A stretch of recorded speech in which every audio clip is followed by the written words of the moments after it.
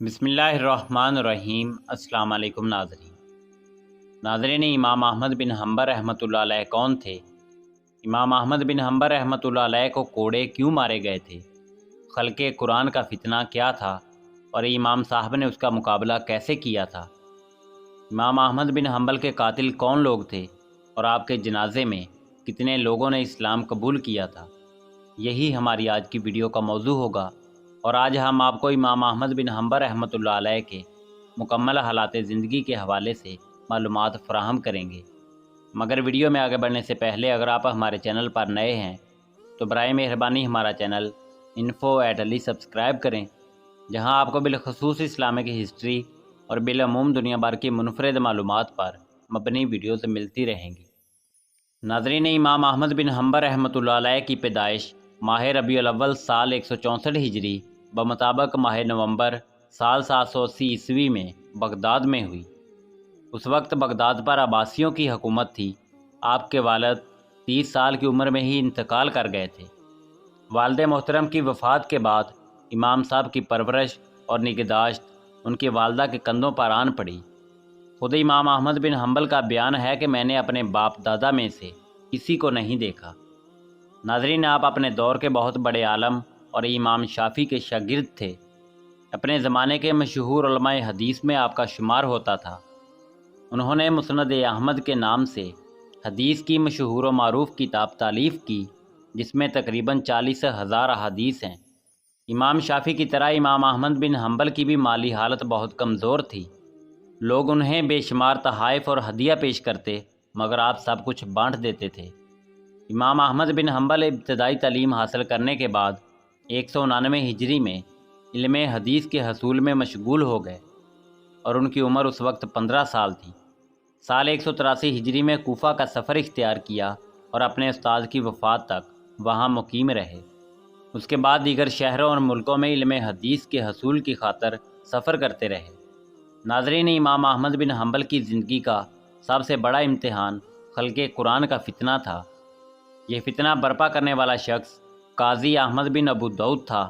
یہ شخص بہت بڑا عالم فاضل تھا، مگر بد عقیدہ شخص تھا۔ اس وقت عباسیوں کا جو خلیفہ تھا اس کا نام خلیفہ مامون رشید تھا۔ قاضی احمد بن ابو داؤد خلیفہ مامون رشید کے بہت قریب تھا۔ اس نے خلیفہ مامون کو پٹی پڑھائی کہ قرآن معاذ اللہ مخلوق ہے، اس عقیدے کی اشاعت کی جانی چاہیے، اور دراصل یہ یہودیوں کا عقیدہ تھا۔ یعنی اس نے یہ کہا تھا کہ قرآن معاذ اللہ اللہ کا کلام نہیں بلکہ کسی مخلوق کی لکھی ہوئی کتاب ہے، یعنی یہ مخلوق ہے۔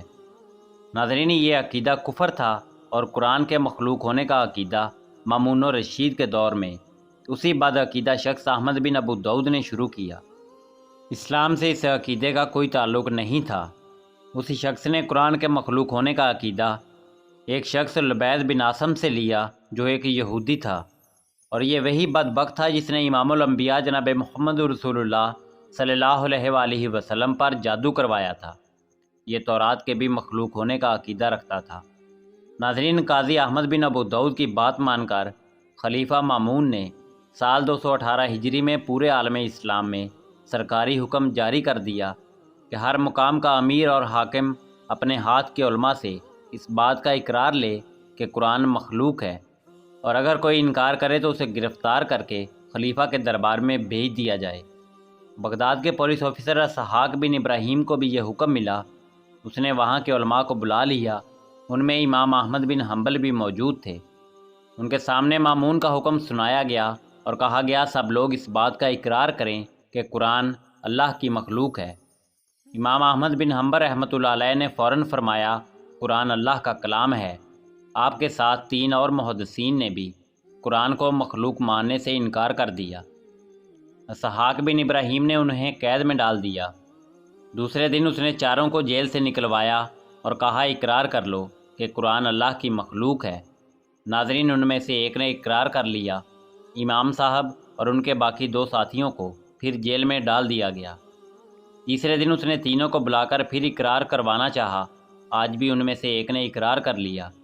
اب امام صاحب کے ساتھ صرف ایک ساتھی رہ گئے۔ ساتھی کا نام محمد بن نو تھا۔ ان دونوں کو حالت قید میں ہی طرطوس روانہ کر دیا گیا۔ محمد بن نور راستے میں انتقال کر گئے۔ امام احمد بن حنبل نے ان کی تجہیز و تدفین کی۔ ایسے حالات میں ایک دن مامون کا ایک درباری روتا ہوا آپ کے پاس آیا اور بولا، ابو عبداللہ معاملہ بہت سخت ہے۔ مامون نے تلوار نیام سے نکال لی ہے اور قسم کھا کر کہہ رہا ہے، اگر احمد بن حنبل نے خلق قرآن کا اقرار نہ کیا تو میں اس تلوار سے اس کی گردن اڑا دوں گا۔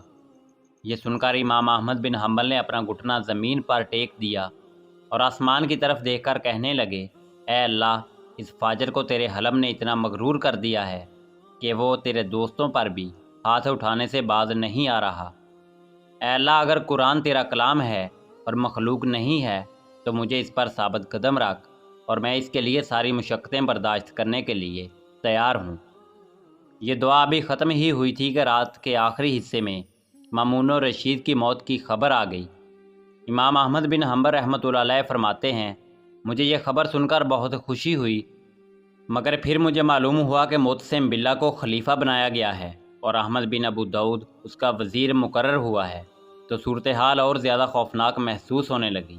ناظرین، خلیفہ معتصم باللہ نے بھی امام احمد بن حنبل کو حکم دیا کہ اقرار کرو کہ قرآن مخلوق ہے، مگر آپ مسلسل انکار کرتے رہے۔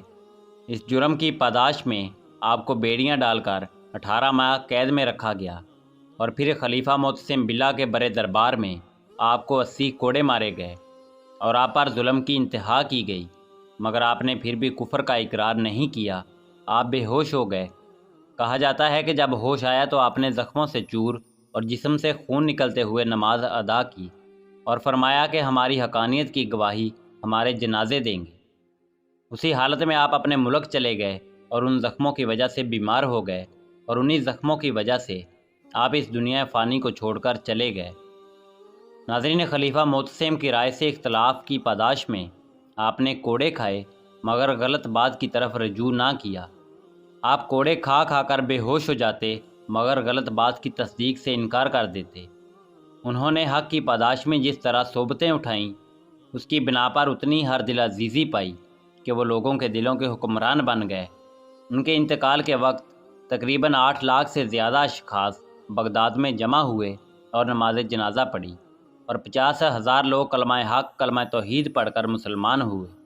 عباسی خلافت کے آخری دور میں فقہ حنبلی کا بڑا زور تھا۔ پیران پیر شیخ عبد القادر جیلانی بھی حنبلی تھے۔ آج کل ان کے پیروکاروں کی تعداد کم ہو کر عرب کے علاقے نجف تک محدود ہو کر رہ گئی ہے، جن کو حنبلی کہا جاتا ہے۔ حنبلی علماء میں ابن تیمیہ کا شمار صف اول کے لوگوں میں کیا جاتا ہے۔ ناظرین، امام احمد بن حنبل کی عمر کا ایک طویل حصہ جیل کی تنگ و تاریک کوٹڑیوں میں بسر ہوا۔ پاؤں میں بیڑیاں پڑی رہتیں، طرح طرح کی اذیتیں دی جاتیں تاکہ آپ کسی طرح خلق قرآن کے قائل ہو جائیں، لیکن وہ عزم ایمان کا ہمالیہ 1 انچ تک اپنے مقام سے نہ سرکا۔ حق پہ جیا اور حق پہ وفات پائی۔ آپ کا شمار فقہ کے 4 بڑے اماموں میں کیا جاتا ہے، اور آپ کا مزار پر انوار الہاشمیہ اردن میں واقع ہے۔ ناظرین، اسی امید کے ساتھ اجازت دیجیے کہ آپ کو ہماری ویڈیو پسند آئی ہوگی۔ ملتے ہیں بہت جلد ایک نئی تاریخی، تحقیقی اور معلوماتی ویڈیو کے ساتھ۔ دیکھتے رہیے info@ali۔ اللہ رب العزت آپ کا